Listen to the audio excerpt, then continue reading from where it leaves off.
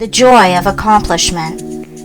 Joy is always the accompaniment of a task successfully accomplished. An undertaking completed, or a piece of work done, always brings rest and satisfaction. When a man has done his duty, he is light-hearted and happy, says Emerson, and no matter how insignificant the task may appear, the doing of it faithfully and with whole-souled energy always results in cheerfulness and peace of mind. Of all miserable men, the shirker is the most miserable, thinking to find ease and happiness in avoiding difficult duties and necessary tasks, which require the expenditure of labor and exertion. His mind is always uneasy and disturbed. He becomes burdened with an inward sense of shame, and forfeits manliness and self-respect.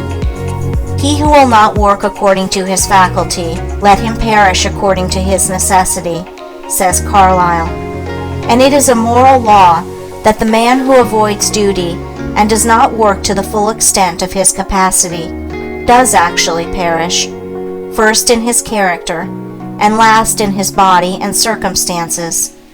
Life and action are synonymous, and immediately when a man tries to escape exertion, either physical or mental, he has commenced to decay. On the other hand, the energetic increase in life by the full exercise of their powers, by overcoming difficulties, and by bringing to completion tasks which coiled for the strenuous use of mind or muscle. How happy is a child when a school lesson, long labored over, is mastered at last. The athlete, who has trained his body through long months or years of discipline and strain, is richly blessed in his increased health and strength, and is met with the rejoicings of his friends when he carries home the prize from the field of contest. After many years of ungrudging toil, the heart of the scholar is gladdened with the advantages and powers which learning bestows. The businessman, grappling incessantly with difficulties and drawbacks, is amply repaid in the happy assurance of well-earned success, and the horticulturist, vigorously contending with the stubborn soil, sits down at last to eat of the fruits of his labor. Every successful accomplishment, even in worldly things, is repaid with its own measure of joy, and in spiritual things, the joy which supervenes upon the perfection of purpose is sure, deep, and abiding.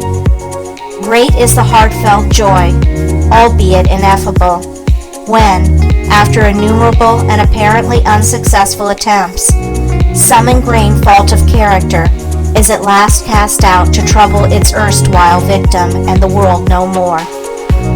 The striver after virtue, he who is engaged in the holy task of building up a noble character, tastes, at every step of conquest over self, a joy which does not again leave him, but which becomes an integral part of his spiritual nature.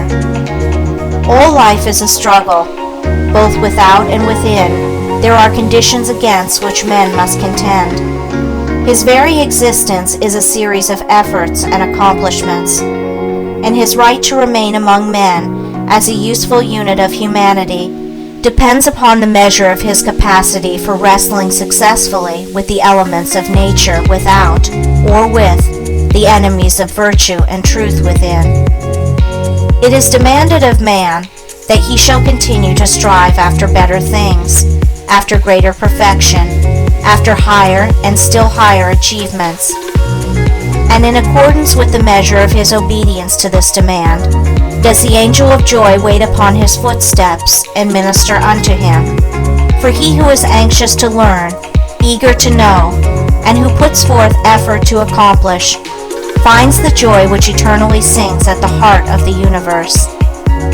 First in little things, then in greater, and then in greater still, man must strive, until at last he is prepared to make the supreme effort, and strive for the accomplishment of truth, succeeding in which he will realize the eternal joy.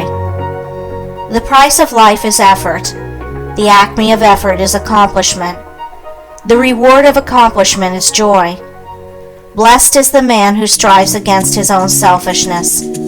he will taste in its fullness the joy of accomplishment.